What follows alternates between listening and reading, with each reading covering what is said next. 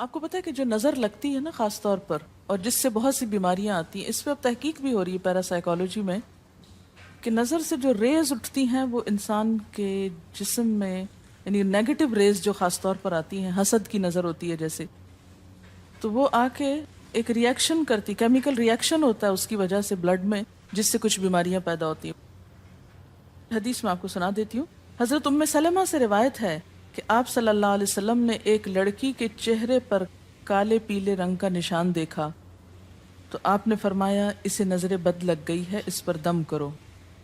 حضرت جابر کہتے ہیں کہ آپ صلی اللہ علیہ وسلم نے آل حزم کو سانپ کے ڈسنے کی وجہ سے دم کرنے کی رخصت دی، اور آپ نے اسما بنت امیس سے پوچھا کیا وجہ ہے کہ میرے بھتیجے کمزور ہیں، کیا فقر و فاقہ کا شکار ہیں، یعنی کھانے پینے کے باوجود یہ کیوں کمزور ہیں، کیا ان کو کچھ کھانے کو نہیں ملتا؟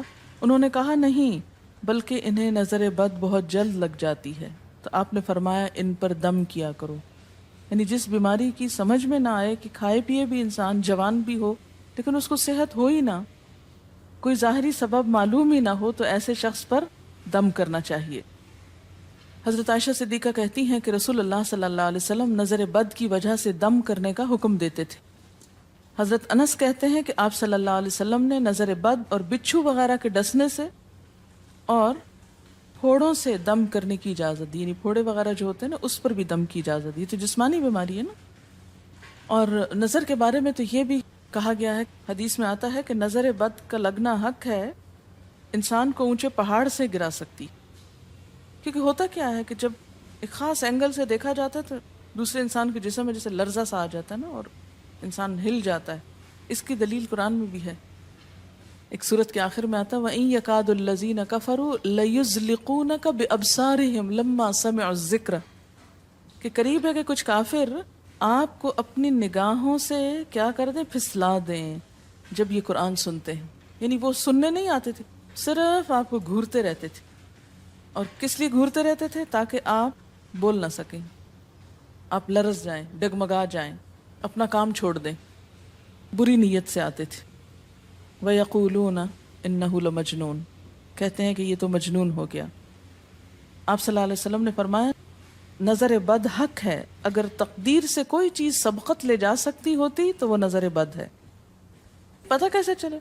چل جاتا ہے، پتہ کیوں نہیں چلتا؟ مثلاً آپ کا بچہ ہنس رہا تھا، کھیل رہا تھا، دودھ پی رہا تھا کہ اچانک کوئی شخص آیا اور جب وہ اٹھا تو بچے نے شور کرنا شروع کر دیا، اور پتہ چل جاتا ہے۔ بعض اوقات گھر ہی کے لوگوں کی لگ جاتی، بعض اوقات محبت سے بھی لگ جاتی، کہ بچہ کھیل رہا تھا، آپ دیکھتے کہ وہ گر پڑا، اچانک رونا دھونا شروع ہو گیا، سر پٹ گیا۔ حدیث میں آتا ہے نظر بد انسان کو موت تک اور اونٹ کو ہانڈی تک پہنچا دیتی ہے۔ اونٹ کو ہانڈی تک پہنچانے کا مطلب کیا ہے؟ ذبح کرنا پڑ جاتا ہے، تڑپنے لگتا ہے۔ آپ صلی اللہ علیہ وسلم نے فرمایا اللہ کی قضاء اور تقدیر کے بعد سب سے زیادہ نظر بد کی وجہ سے میری امت میں اموات ہوں گی۔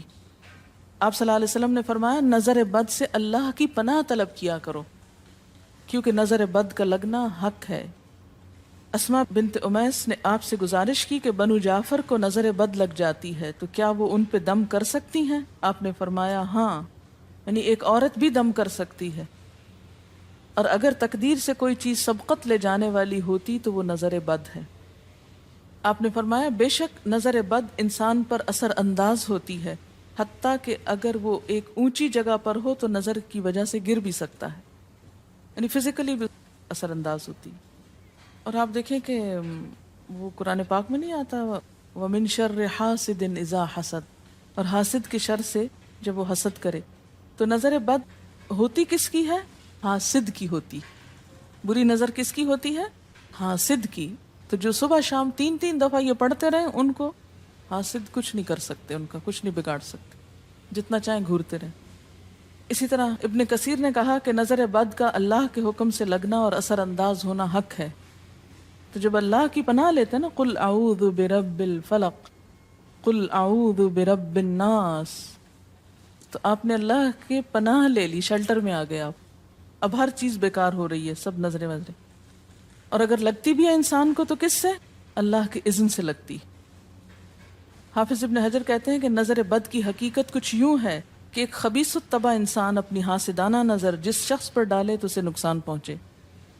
ابن قیم کہتے ہیں کچھ کم علم لوگوں نے نظر بد کی تاثیر کو باطل قرار دیا ہے، اور ان کا کہنا ہے کہ یہ محض توہم پرستی ہے اور اس کی کوئی حقیقت نہیں، لیکن حقیقت یہ ہے کہ یہ لوگ سب سے زیادہ جاہل اور ارواح کی صفات اور ان کی تاثیر سے ناواقف ہیں، اور ان کی عقلوں پہ پردہ پڑا ہوا ہے، جبکہ تمام امتوں کے عقلاء باوجود اختلاف مذاہب کے نظر بد سے انکار نہیں کرتے، یعنی صرف اسلام میں نہیں، دیگر مذاہب میں بھی یہ کانسیپٹ پایا جاتا ہے، اگرچہ نظر بد کے سبب اور اس کی جہت تاثیر کے سلسلے میں ان میں اختلاف ہے۔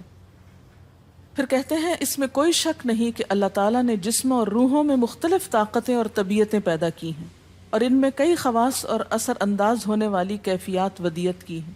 آپ دیکھیں کہ لو چلتی ہے تو اثر نہیں ہوتا، اس کا بھی تو اثر ہوتا ہے نا، حالانکہ وہ نظر نہیں آ رہی ہوتی، اور کسی عقل مند کے لیے ممکن نہیں کہ وہ جسموں میں روحوں کی تاثیر سے انکار کرے، کیونکہ یہ چیز خود دیکھی اور محسوس کی جا سکتی ہے، اور آپ دیکھ سکتے ہیں کہ ایک شخص کا چہرہ اس وقت انتہائی سرخ ہو جاتا ہے جب اس کی طرف وہ انسان دیکھتا ہے جس کا وہ احترام کرتا ہے، اور اس سے شرماتا ہو، اور اس وقت پیلا پڑ جاتا ہے جب اس کی طرف ایک ایسا آدمی دیکھتا ہے جس سے وہ ڈرتا ہو، یعنی جس سے آپ ڈرتے ہیں وہ آپ کو دیکھے تو آپ کا رنگ پیلا ہو جاتا ہے۔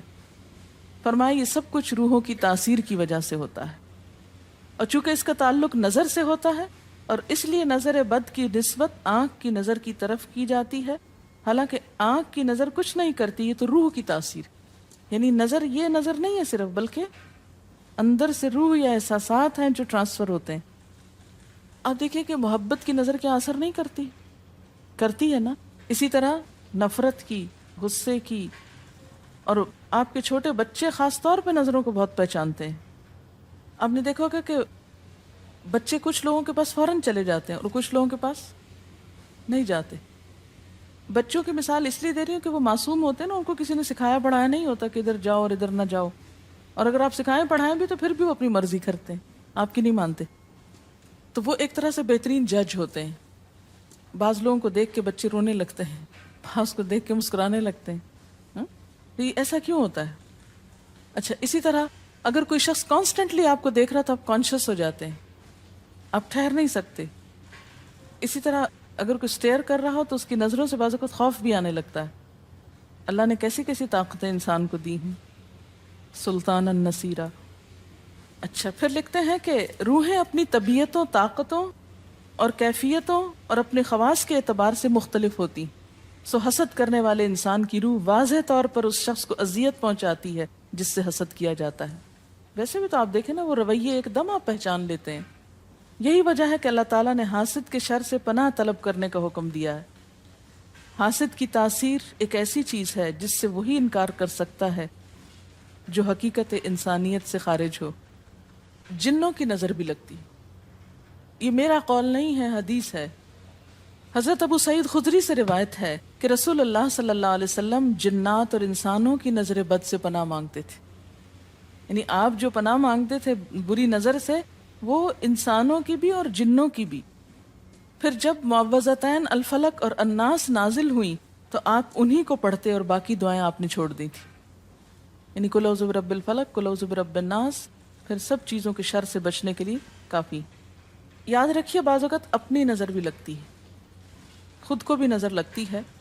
اسی طرح جب لباس اتارا جاتا ہے نہانے کے لیے مثلاً، تو اس وقت بھی دعا سکھائی گئی، بسم اللہ پڑھنی چاہیے، بیسیکلی بسم اللہ پڑھ کر اتارنے چاہیے، اور اس کے علاوہ اعوذ بکلمات اللہ التامات من شر ما خلق بھی پڑھ سکتے ہیں۔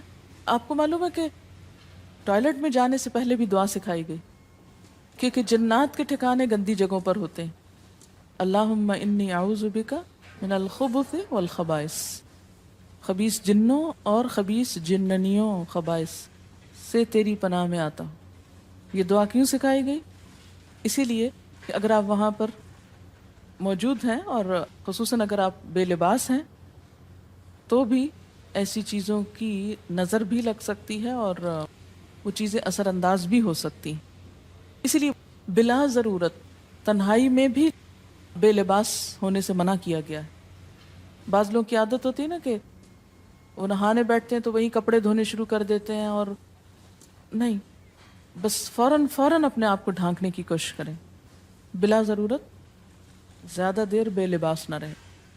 ایک حدیث میں آتا ہے، ابو امامہ کہتے ہیں کہ میرے باپ سہل بن حنیف نے غسل کا ارادہ کیا اور جب قمیص اتاری تو عامر بن ربیعہ ان کی طرف دیکھ رہے تھے۔ ان کا رنگ انتہائی سفید تھا اور جلد بہت خوبصورت تھی۔ عامر نے دیکھتے ہی کہا، میں نے آج تک اتنی خوبصورت جلد کسی کنواری لڑکی کی بھی نہیں دیکھی۔ ان کا یہ کہنا تھا کہ سہل کو شدید بخار شروع ہو گیا۔ چنانچہ نبی صلی اللہ علیہ وسلم کو یہ قصہ بتایا گیا اور آپ سے یہ بھی کہا گیا کہ سہل کی حالت یہ ہے کہ وہ سر بھی نہیں اٹھا سکتا۔ آپ نے پوچھا، کیا تمہیں کسی پہ شک ہے؟ انہوں نے کہا، جی ہاں، عامر بن ربیعہ پہ ہو سکتا ہے۔ آپ نے انہیں بلوایا اور ناراضگی کا اظہار کرتے ہوئے فرمایا، تم میں سے کوئی ایک کیوں اپنے بھائی کو قتل کرتا ہے؟ کیا تم بارک اللہ نہیں کہہ سکتے تھے؟ اس لیے اب غسل کرو، اور اس غسل کا پانی کس پہ ڈالا جائے؟ جس کو نظر لگی۔ عامر نے اپنا چہرہ، ہاتھ، کوہنیاں، ٹخنے، پاؤں اور اپنی چادر کے اندرونی حصے دھوئے، پھر اسی پانی کو آپ نے سہل کے اوپر پیچھے سے بہا دی، یہ نہیں کہ اس کے منہ پہ ڈالنا، پیچھے سے بہا دیا، اور سہل فوراً ٹھیک ہو گئے۔ اس کا طریقہ بتایا گیا اس غسل کا۔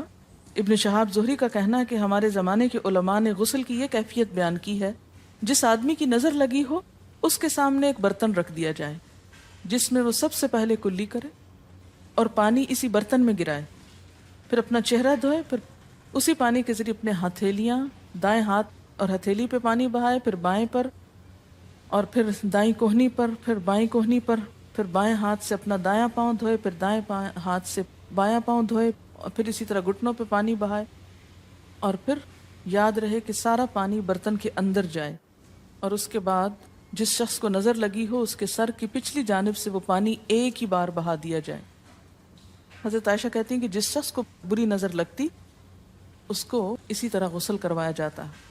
اب بعض اوقات یہ نہیں پتہ چلتا کس کی لگی، ایسی صورت میں پھر طریقہ کیا ہے علاج کا؟ مریض کے سر پہ ہاتھ رکھ کر یہ دعا پڑھی جائے، بسم اللہ ارقیک من کل داء یؤذیک من کل نفس او عین حاسد اللہ یشفیک بسم اللہ ارقیک۔